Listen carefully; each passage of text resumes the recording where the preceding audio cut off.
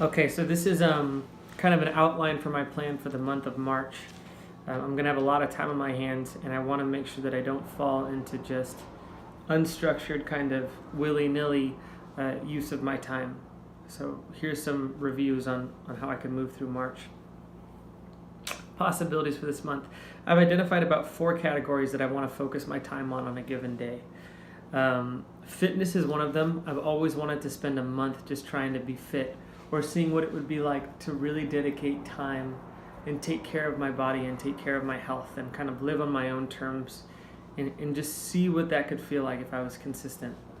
And now that I don't have to go to work for 8 hours for a little while, I can genuinely plan that without worrying if I'm going to be tired for work or whatever it is.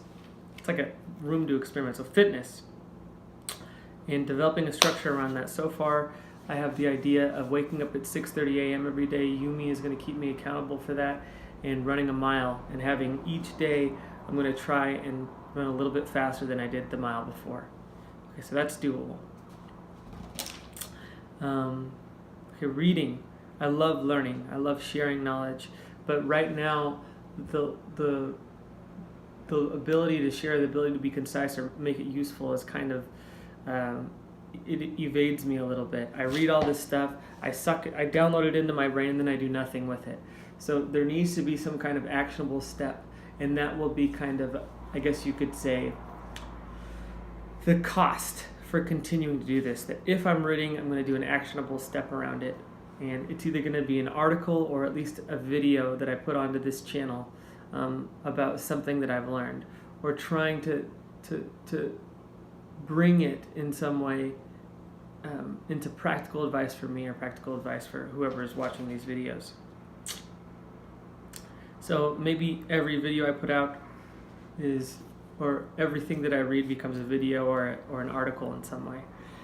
And I got to figure out how to streamline that process and how I want to go about it. So the other thing, so we have reading, we have fitness, and then music. I've always wanted to learn what it's like to be a producer. I'm going to get an interface today, and hopefully a MIDI port as well. But I think that I'm going to do training through Lynda. So I'm going to use Lynda's tutorials in a specific gap in time in the day, and where I have to really just kind of go through those videos and understand it. And it's not going to be as in I'm learning stuff that I want to learn, but really just kind of imbibing the software itself. And I have to figure out rewards for this, because if I'm going to parent myself, and if I'm going to, kind of look at myself objectively, dispassionately, the way that, observe myself neutrally to help myself get through these changes the way a parent would a child, because I know from my own level of consciousness that I'm tyrannical with myself, and that I tend to not do what I tell myself to do. So I have to mitigate that somehow. And I think it exists in my head. Of course it does, but getting to that frame correctly is what's going to be important. So, music, reading, fitness, interviews. Eventually I'm going to have to go back to the workforce. As long as I'm able to balance my finances for this next month, I should be okay. I should understand how much of a hit that I'm willing to take, and when I plan on getting back to work, and what my contingency plans are if I end up being on the job hunt longer than I anticipate. So maybe something with freelance web development or whatever that is. A lot of resources there.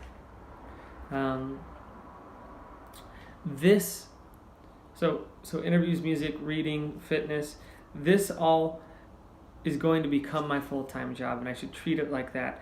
And the other thing that I want to throw in there is joy, is giving myself permission to be joyful, giving myself permission throughout the day as I hit these things that I care about, to congratulate myself, or to purposefully be joyful, to get stoned and go to like Pacific Science Center, or to plan moments where I'm rewarding myself for all the work that I'm doing, in the way that I'm treating myself, the way that a good parent would. You've done this, you've worked hard, and now because you've worked hard, you get this reward, right? Fantastic. And I have to negotiate with myself through all this. So I'm going to have tendencies of wanting to quit, of wanting to get despondent or anxious or depressed, and that I have to figure out ways that I'm going to negotiate with those moments and mitigate the effects of those kind of shitty days, or the days when I lose sight of the motivation for wanting to change.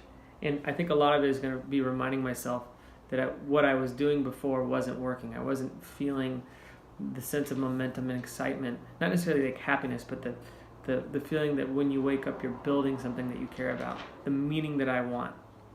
I didn't have that before as much, and I want to improve to where I'm really, really building that. Yeah. So creating a schedule of the life that I want, of the days that I want, not creating a schedule to judge myself or tyrannize myself into doing the work that I want, but literally thinking like, if I wake up and I did music today and I focused on music and learned new skills and wrote new songs, Jesus Christ, that would be great, and wrote new songs that I was proud of, this is the type of person I'd want to be, someone that is learning more, reflecting on themselves, improving, mitigating the effects of whatever unhealthy beliefs that propagate my current self, getting physically strong, getting psychologically healthy, and also giving myself a chance to have fun, learning to parent myself, learning to love myself, taking the baton for where my parents left off, imperfect as it may have been, and pushing it forward, even just a little bit. So that's what I have for the month of March. That's my brain dump for the month of March. All right.